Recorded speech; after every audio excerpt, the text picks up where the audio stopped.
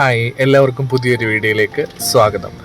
ഇന്നത്തെ നമ്മുടെ വീഡിയോ ഒരു ഹൗസ് ബോട്ട് ട്രിപ്പാണ്. ഞങ്ങൾ ഫാമിലി ആയിട്ട് കഴിഞ്ഞ ദിവസം കുട്ടനാട്ടിൽ പോയി ഒരു ഹൗസ് ബോട്ട് ട്രിപ്പ് നടത്തി.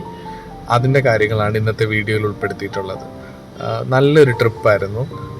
രാവിലെ ഒരു 11 മണിയായപ്പോഴാണ് നമ്മൾ ജോയിൻ ചെയ്തത്. വൈകിട്ട് ഒരു 5 മണിക്ക് ട്രിപ്പ് അവസാനിച്ചു.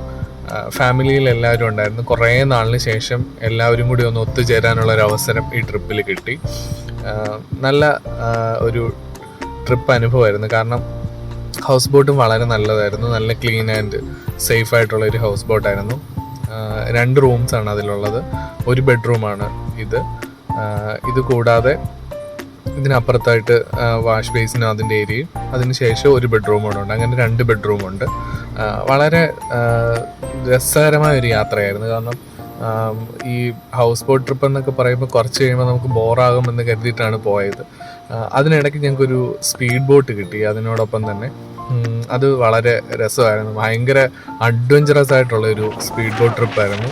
ഭയങ്കര നല്ല സ്പീഡിലാണ് പോകുന്നത്.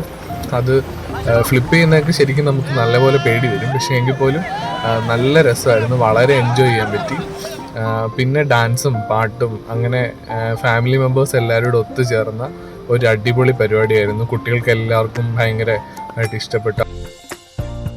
അതുകൊണ്ട് തന്നെ ഈ വെക്കേഷൻ കുട്ടികൾക്കൊക്കെ വളരെ നല്ലൊരു അനുഭവമായിരുന്നു. എല്ലാവരുടെയും ഒപ്പം നന്നായിട്ട് അടിച്ചു പൊളിക്കാൻ പറ്റി. പിന്നെ നമുക്ക് ധാരാളം കാഴ്ചകൾ ഈ ബോട്ടിങ്ങിൽ കാണാൻ പറ്റും. നോക്കത്താ ദൂരത്തോളം കായൽ കിടക്കുകയാണ്. പിന്നെ ഒരുപാട് ഹൗസ് ബോട്ട്സ് ഉണ്ട്. ആലപ്പുഴ ട്രഡീഷണൽ വ്യൂ ഒക്കെ നമുക്ക് കാണാൻ പറ്റും. മീൻ പിടിക്കുന്നത്. ഇത് ഇവിടുത്തെ ഒരു പുതിയ മേൽപ്പാലമാണ്. ഇതിൻ്റെ നിർമ്മാണം നടക്കുന്നതേ ഉള്ളൂ.